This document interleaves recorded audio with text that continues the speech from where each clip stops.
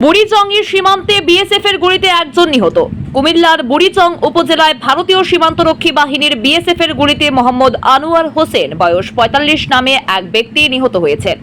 রবিবার অর্থাৎ ৯ জুন ২০২৪ সকাল ৮টায় উপজেলার বাক্সিমূল ইউনিয়নের জামতলা এলাকায় ভারতীয় সীমান্তে এই ঘটনা ঘটে।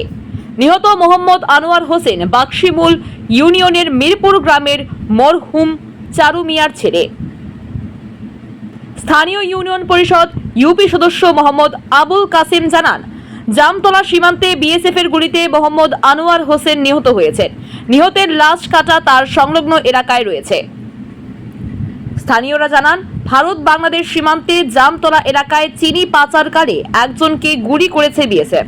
গুলিবদ্ধ লাশ এখনো বর্ডারে পড়ে আছে।